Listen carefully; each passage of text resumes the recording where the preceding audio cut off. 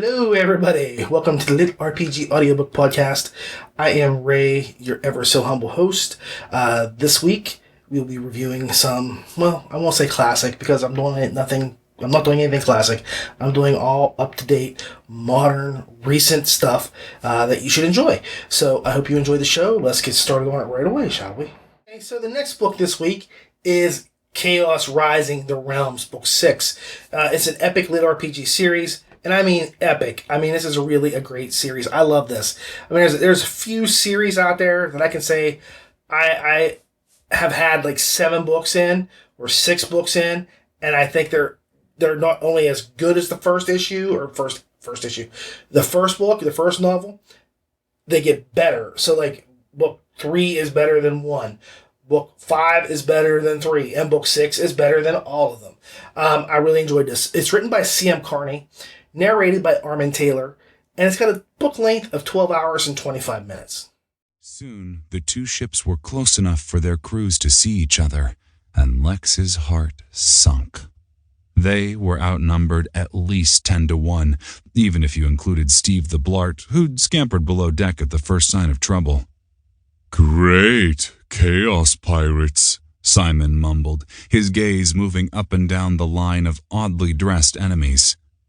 "They look more like bad cosplayers at a third-rate horror con," Lex countered. "Did you say horror?" a large 3-armed man asked. "'Cause me and the boys here love us some horror, and terror, and screaming, and all them accompanying bits." No, Lex said. "I said honor, as in, it is an honor to meet you." Lex left his question hanging, giving the Chaos Fiend the time to tell them his name. So once again, we go to the realms with Carney, and once again, he pulls out the rug from under us. I mean, he is a cold-blooded writer. I mean, I don't know where he just sits in his back room and just, I'll get him with this, yeah. You know, he cracks me up because he really, really knows how to manipulate the reader. If you've read the last book, and if you haven't, I have to ask, why not? You'll recall that the series protagonist, Griff, great character, love the character, vanished like Thanos' snap had traversed the realms and eliminated the hero altogether. Griff was forcibly logged out from the realms and sent back to Earth, okay? So he's no longer Griff, he's just regular guy again, okay? That's really crappy for Griff, but it's horrible for everybody else, because this leaves everything that needs to be done up to the rest of the Griff groupies. And they need to do what they can to defend the realms while they search for the errant Griff. And who gets put in charge? Why? Who? Lex. Lex, the ever-mouthy NPC who can't seem to keep in contact with his player for more than a few minutes at a time without being separated from him. I mean, I don't think I've ever seen like an NPC that's sidled with having a player lose their player so much as anywhere in any other novel or any other book or any other series as I have here. Poor Lex just cannot keep his eye on Griff for a minute. I mean, you can't leave him alone because it's all done. And if you recall, Lex lost Griff at the beginning of the first novel. Like, the minute that Griff went into the realms, Lex was gone. He was stuck. And he ended up getting stuck in a time loop until he could figure out a way to get back. So there was some things happening there. The reunion, once Lex got out of the time loop, was short-lived. Now, Lex is a reluctant hero, and he would love for anybody else to become the group leader, but he is forced, most unwillingly, to shoulder the responsibilities. Now, I don't want to go into a lot of details because, again, spoilers, and I try to keep that maintained to a minimum. But this search leads Lex, Erat, and Vaughn to some unexpected places, and as they're looking, and they suddenly find themselves at odds with the Lords of Chaos. Or are they the princes? I mean, I know one's a woman, so princess is out, but that also disqualifies lords.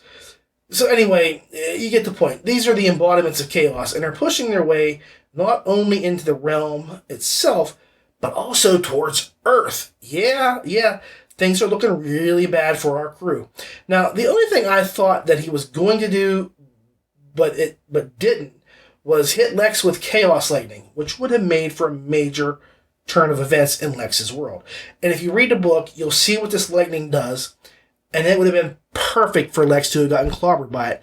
I kept thinking, oh my, it's like Chekhov's gun, okay? If you know the premise of Chekhov's gun is if you have a story and you put a gun on a shelf, and you say there's a gun on the shelf, then at some point in that story, you really need to get that gun and use that gun. And so I'm listening to this story, and I'm watching what happens as they fight this monster, and it gets hit by lightning, and then another being, a Blart, it's not Paul Blart, it's just Blart, because Paul Blart, the mall cop, does not make an appearance here. But Blart the Blart, yes, that's his name, he gets hit by lightning, and things happen. And it happens to their enemy as well. And I just kept wondering, like, why isn't Lex, like, trying to get hit by lightning? Why isn't he? And I kept waiting for it to just happen. And it didn't happen. And I was like, Chris, Carney, you are killing me. Chekhov's gun. And so I was kind of disappointed to a certain extent, because I was really waiting for that to happen. Now, again, I'm kind of going off track here, but like I said, I don't want to give spoilers, because there's a lot that happens in this book.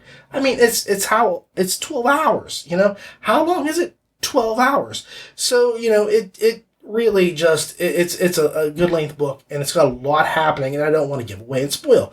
Now, the tale just pretty much solidifies my love for Aerith. I think he's my favorite character of Carney's, bar none.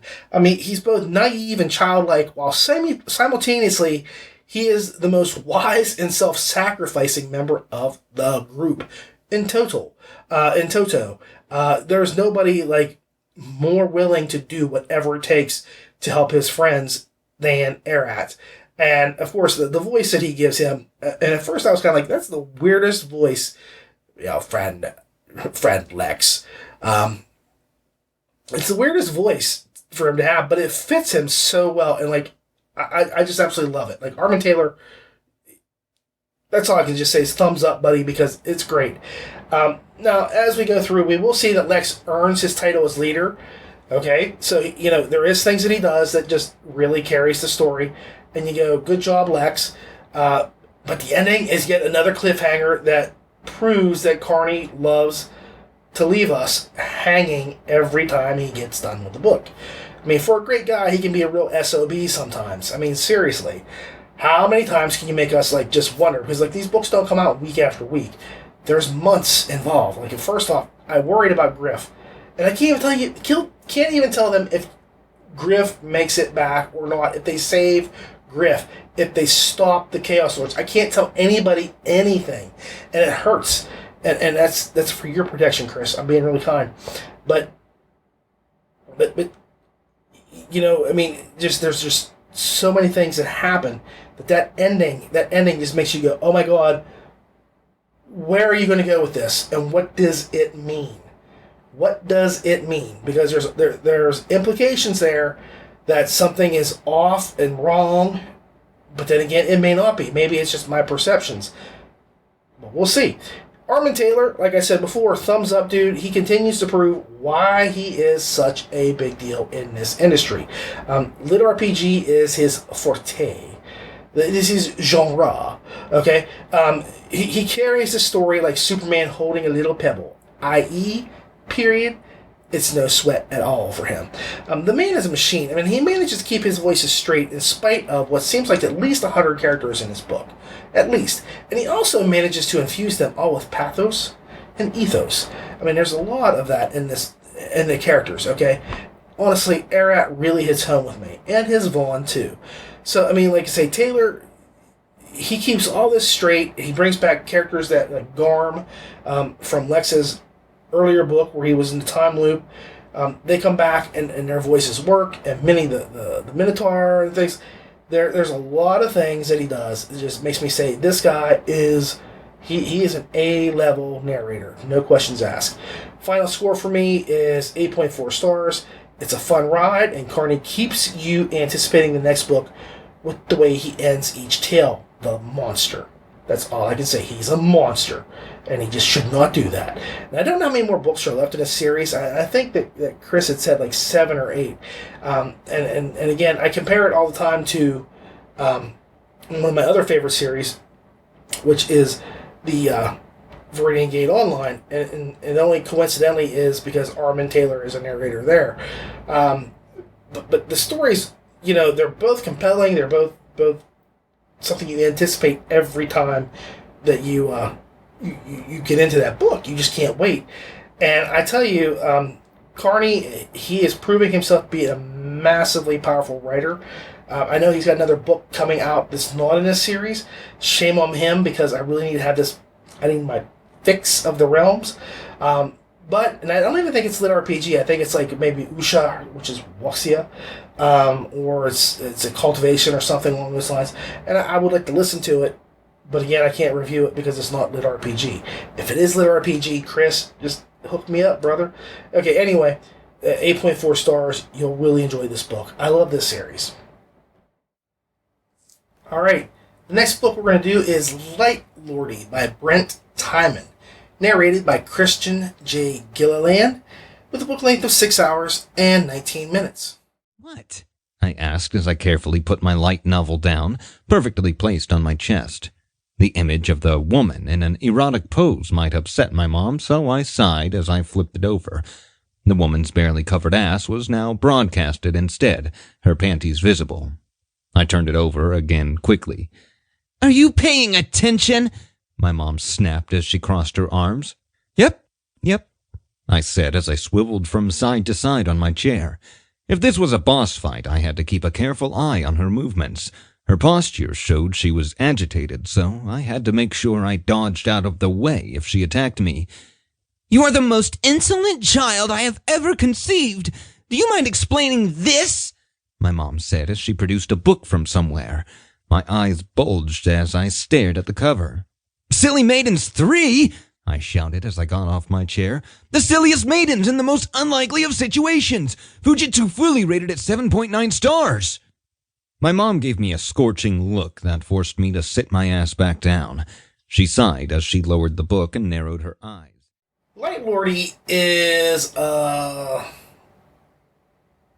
light little RPG that tries really hard to be fluffy and funny. It has a lot of jokes, and if you like anime or manga, then this book is really for you, especially the manga stuff. I mean, if you've been any kind of fan of those kind of books and those shows, it's right there, okay, because that's all this guy talks about. This is the way he thinks. He compares his life every second in this game to a manga hero and how he can, proceed to become a better manga hero. The story's pretty simple. A simple guy, Leon, who loves manga stories and hot babes, the scantilier clad the better, ends up getting put into a VR world, virtual reality world again. He doesn't get killed often and turned to dust like they do in Tusk and Blade, but it actually lets him live out his manga fetish to the nth degree. This dude really hits the jackpot as he is super handsome, overpowered, and up to his neck in with the ladies. Now, the premise is that they're in space. He is one of those people that kind of gets put into this, and what they do is they get power for things from the people in this VR world. They get powers, their vessels, and things like this. And for some reason, Leon actually is a pretty good person for this need. So they put him in there, and he is overpowered. They make him have a couple extra things just because, so he goes out into the world and he finds out he's got like a super shield, and he's got super blast, and there's certain things he has going for him that no one else can touch. So he's got a lot happening, and that plays into the humor of the story. One of the odder moments of the book occurs when Leon goes to a slave auction and buys a celestial being, and she's the one covered on the book itself, the book cover. Now he is of the light order, which is purity and light and love and goodness and all that stuff. And he is probably closest to being one of the most pure beings of light the world's ever seen. Now, most stories would have set it up where he would buy the Celestial and set her free immediately. But that's not how this story goes. And I kind of applaud Timon for not doing the expected, but it still seemed a little bit I get that he's got this. I don't want to give away anything, but there's a reason why no matter what he does, good or bad, for ill or for better, for negative or positive, will have an effect on him, okay? So it doesn't really matter how he behaves, even though he is trying to be a hero.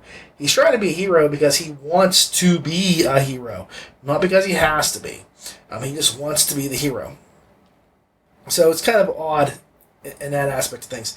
And the story is thus. An evil shadow demon is kind of taking over every city, village, and home it can find, and destroying anyone with a light affinity, a light affinity, and then they're subjugating the rest. Now, Leon builds this really big bevy of babes, not big, there's 4, to help him along the way. There's the Celestial, there's a Guilty, there's daughter of, let's just call him the president of the country, and then there's her guardian, her bodyguard, okay, and they're all really cool, tough people in some way, or they have things that go really well for them. So he has a lot of help, but for the most part, he manages not to use the help that he has for a lot of things, and he doesn't have sex with any of them for the longest time, and I'm not going to confirm or deny if he ever gets some, because spoilers. So, he may or may not. I don't want to tell you. He also gets engaged to someone and is accidentally given the task to stop this shadow demon, okay? And again, I don't want to tell you how things turn out. You may expect it, you may not, but he ends up having to stop the shadow demon in some way or shape or form. Now, to me, the book was a lot like putting the lecherous monk Moroku from Inuyasha as the lead of the story. The MC doesn't run around rubbing his ladies' bottoms like Moroku, but he makes it clear that he absolutely lusts for them, and there's a lot of times they toss back innuendos between each other. So there's a lot, and that's a lot of the jokes. So if that's your kind of humor, this is right up your alley. The book is just over 6 hours long, and honestly, it kind of flies by. I listened to it, and it didn't feel like it was overly long at all. It went through pretty well.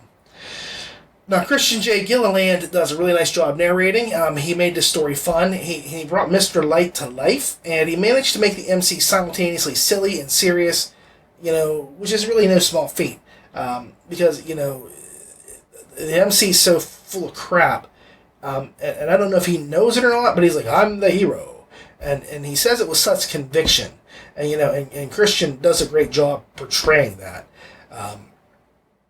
As he goes through, and I just have to say that's one of those things that it would probably be really hard. I don't think I could do that kind of a character, because I don't have that in me, that I'm so full of crap that, I think I'm the greatest thing ever, and he does. That character, he just has this personality, I can do anything, and the way that Gilliland portrays him it's perfect, and his storytelling, I think, is what made the story feel quick, because I know it's got a lot of humor in it, but I didn't find myself bursting out laughing. I may have chuckled a few times, but to me the humor was a lighter, more fluffy, airy kind of humor, and I like humor in all shapes and sizes, but it just didn't really make me go, oh god, that's the good guys, or oh man, Noob Town, that had me with Feckin' Pumas. The Feckin' Pumas made me laugh just time and time again. And I didn't have that, where I had a belly laugh or a guffaw or a snort. And I just was no, that's funny.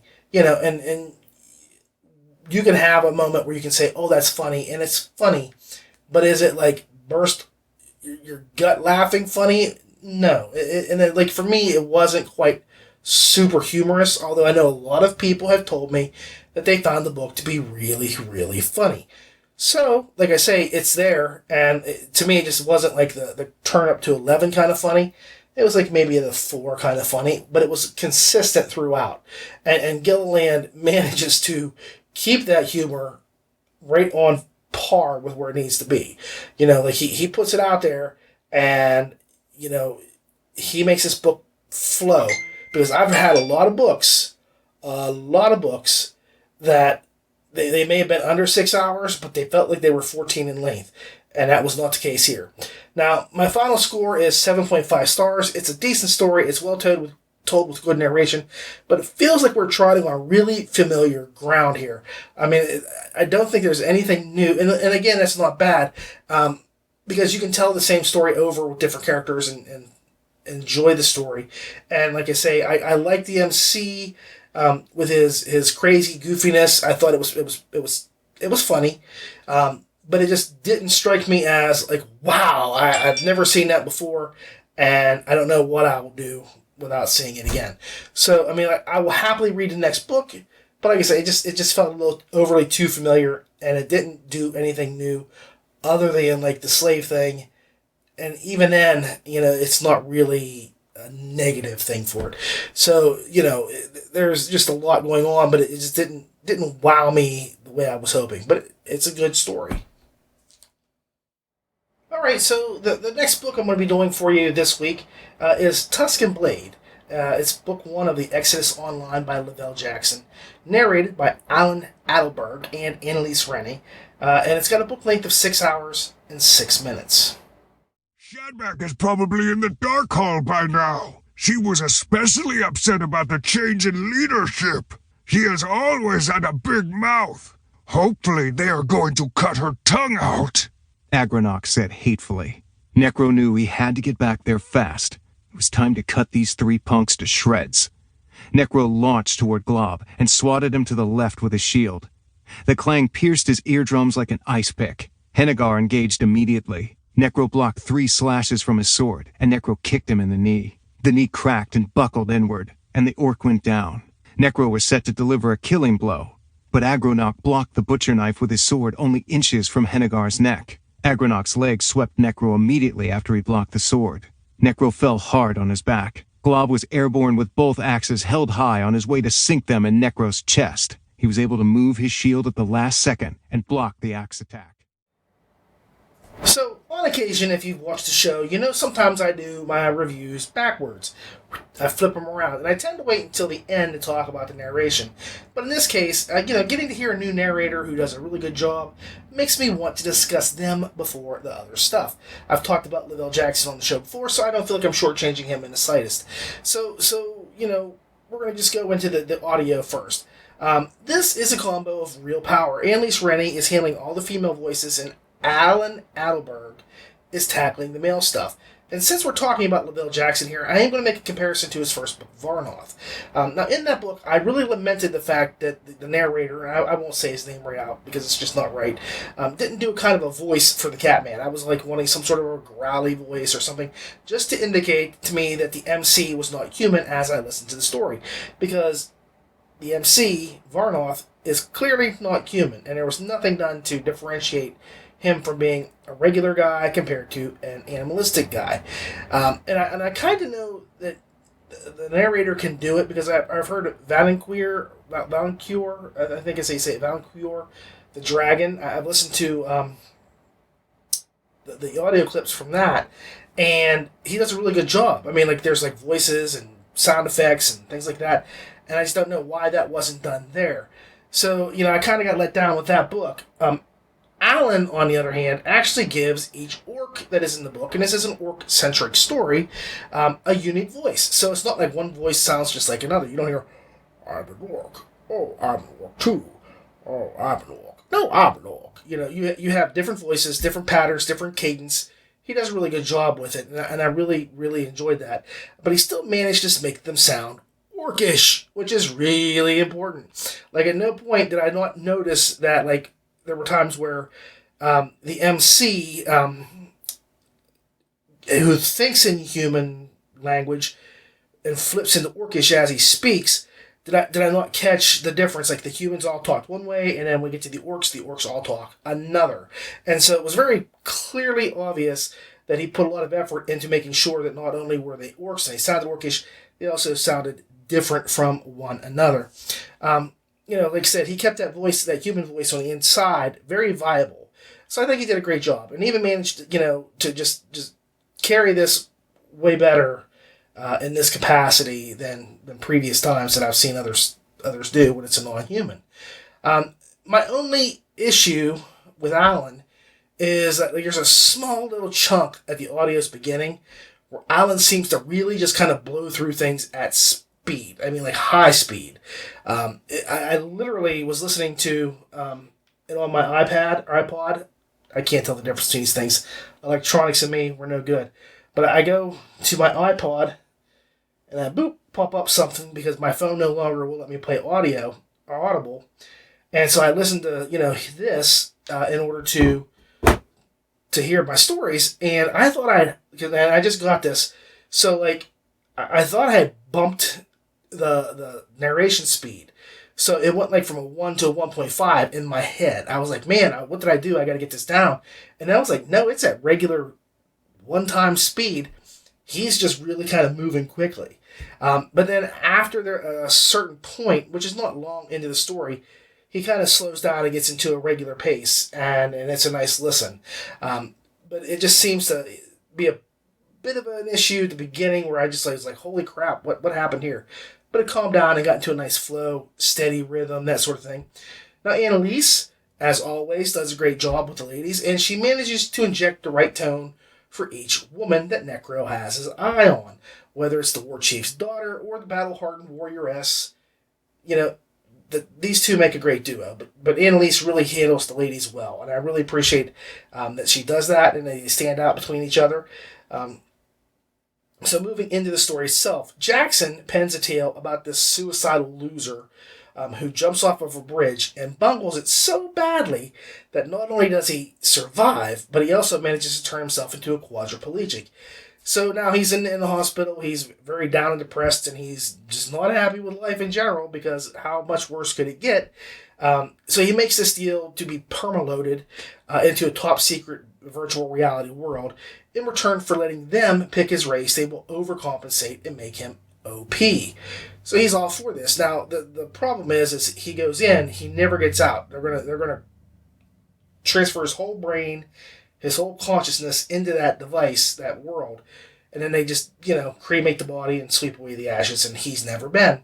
So, he's in there forever. It's a new life. And so now he's an orc forever. And I don't know if I would do that. I don't know if I would have the courage to say, yeah, go ahead and pick the race that I want to be, just so I have a little bit of extra oomph in my stride and my punches and stuff like that. I don't know if I could do that. So, I give the MC, a thumbs up for that thought. And the OP-ness kind of reminds me of the protagonist in The Good Guy, Montana Cogshaw, who is like super powerful, strong. He's like Superman, on steroids.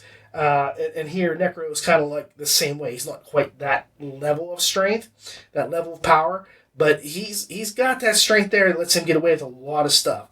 Now, the main character, Logan, takes the MC name, takes the name Necro Redhammer, and then proceeds to never use a hammer. I don't get it. Necro Red Axe, Necro Red Sword, Necro...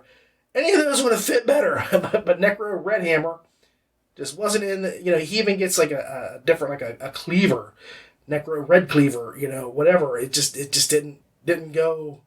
I don't know what happened there, but it was just really weird. It just struck me as funny. I keyed. But it's true. It's true. Now, Necro tends to go on these all-out rampages against wrongdoers, and he manages to cheese off the wrong people or persons most of the time when he does this. Now, I have to say that I wonder if Jackson isn't really planning on maybe placing Varnoth in this particular world. I could see the two MCs team up. They're both kind of overpowered in their own ways. They both have different skill sets.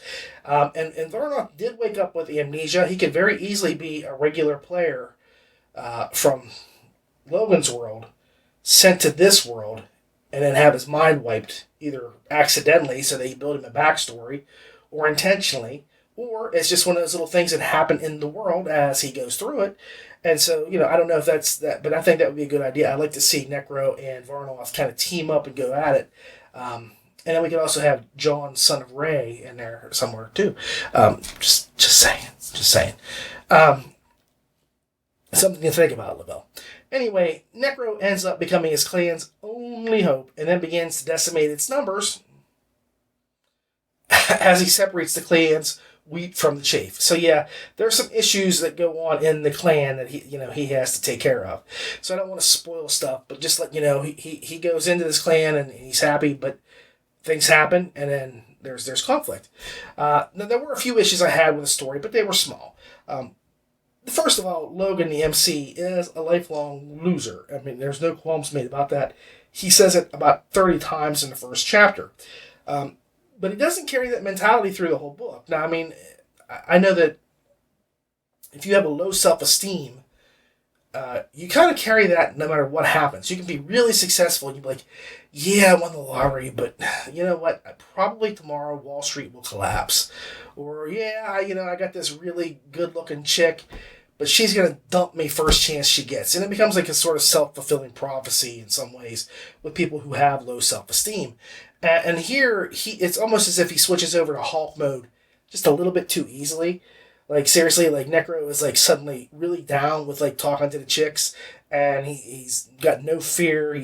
Well, I'll come back, I'll respawn, I'll do this. But he's super powerful, and he knows it, and so he's got no worries. I would have liked to have seen a couple times where he's fighting somebody, and he just kind of had a tinge of, man, am I really good enough to do this? Am I really the savior that I'm meant to be? Am I able to, carry through? Am I able to survive? Am I able to save the clan? That sort of stuff, because that would have implied a lot of character growth, and there would have been a development arc that I didn't quite see here, because, like I said, he goes from, like, 0 to hero, I've heard that somewhere before, overnight. I mean, like, it's, like, instantaneous, and there's no changes, there's no walking it back after that. So that was, like, one thing I would have liked to have seen him do. He's suddenly uber confident and overpowered, and I would have liked to have seen some development. The other issue is that there's really no big bad. The bad guy doesn't make an appearance until, like, the final third of the book. And I would have liked to have seen some scheming and manipulation of Necro by the bad guy a little bit before they clashed. I mean, there's some things that happen that you can look back and go, okay, I see that happened now. But that's just the way it is. So I'm not sure, I'm not a big fan of slice of life. But for the most part, I think Jackson managed to keep my interest, and he had Necro do some cool things. So final score, I will say 8 points. Just 8 points. It's a good story. But I think it, like I said, I would like to see more character growth, more development with this. And then, like I say, he may want to pull in Varnoth. I don't know what he's going to do at the end of the book, the end of that series, but I could see it happening. I think it would work. Well, thank you all for watching. It means a great deal to me that you are here showing up again this week. Sorry it was a short show, 3 books, but I really have had no time. Again, I've been up since 5 a.m., and it is going on 9:30 right now, and I'm trying to record just so you can have a show tomorrow on Tuesday. It may come out Wednesday, I don't know, or maybe held off until next week. But I'm trying my best to do this for you all. I haven't had any chance to stop or get this done, so 3 short reviews. Get them in there for you. I hope you appreciate that much. As always, I do appreciate you taking the time to watch or listen to the show. And if you want to support us, you can like the LitRPG Podcast Facebook page or the YouTube page, or just share and like this video. I sincerely hope you've enjoyed the show. So remember, please leave comments. I really do like getting them. And remember, you can follow us on Facebook, Twitter, YouTube, iTunes, Google Play, and Stitcher. So, there's a lot of options out there to catch us with. There's no excuses. No excuses. Anyway, thank you all for watching, listening, and as always, please leave a review for your books. If you've really enjoyed it, make sure you say that you've enjoyed the book. It's very important. It's very important to do that for everybody. Again, thank you for listening. Take care.